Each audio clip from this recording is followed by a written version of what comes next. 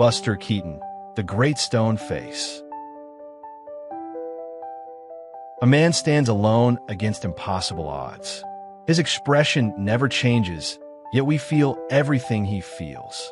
Through stunts that defy belief and comedy that transcends time, he revolutionized what it meant to make audiences laugh without saying a word. This is the story of Joseph Frank Buster Keaton. Born in 1895 to vaudeville performers, Keaton was literally born into show business. Legend has it that Harry Houdini himself gave him the nickname Buster after seeing the infant fall down a flight of stairs, only to stand up unharmed. By age 4, Keaton was already a full member of his family's rough-and-tumble vaudeville act. His father would literally throw young Buster across the stage, and the boy learned to land without injury, his face frozen in that iconic deadpan expression that would become his trademark. The Great Stone Face, they called him. In an era when comedians mugged and contorted wildly for laughs, Keaton discovered something revolutionary. Stillness could be funnier than frantic activity.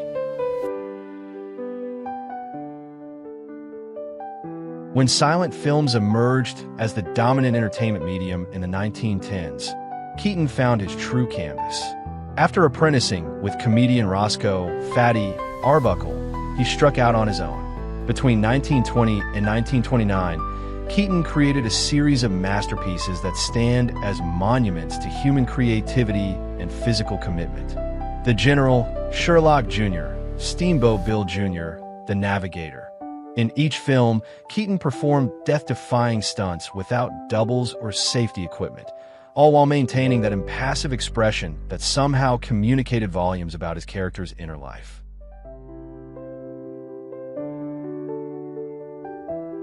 Consider the falling house facade in Steamboat Bill Jr.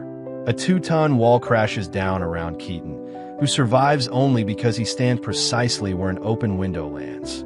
The margin for error was inches. One misstep would have meant certain death. Yet Keaton executed it perfectly in a single take. His innovations weren't just physical, but technical and narrative. In Sherlock Jr., he steps into a movie screen and becomes part of the film within the film, a meta-commentary on cinema decades before such concepts became common. In The General, he crafted an action comedy with the scale and complexity of a war epic.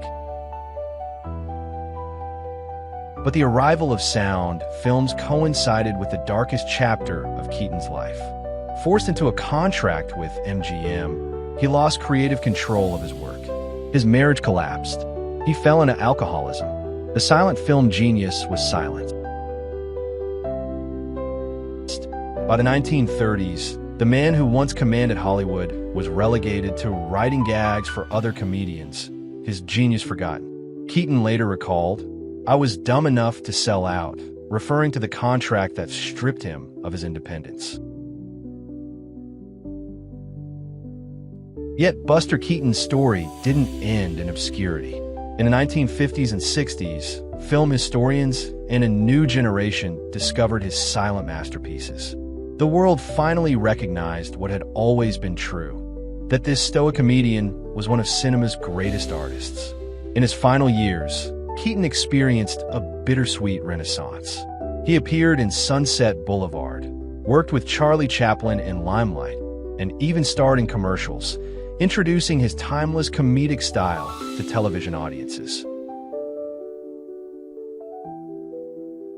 When Buster Keaton died in 1966, he had lived to see his legacy rescued from the shadows. Today, film scholars rank his work alongside, and sometimes above, contemporaries like Chaplin and Harold Lloyd. The deadpan face that never smiled on camera had the last laugh after all. What made Keaton unique wasn't just his stunts or his stoicism. It was the profound humanity that shone through his work. His characters face an indifferent, sometimes hostile universe with dignity and determination. Trains, houses, storms, mobs. The world itself seems to conspire against him, yet he perseveres.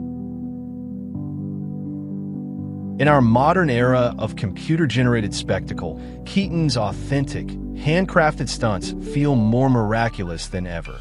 We know what we're seeing is real. A real man, really doing the impossible, really risking everything for his art. Buster Keaton never asked for pity, on screen or off. He simply showed us what creativity, courage, and perseverance look like when the camera is rolling and when it isn't. His face may have been stone, but his legacy is anything but immovable. It continues to grow with each new generation that discovers the magic of a man who never smiled, yet brought joy to millions.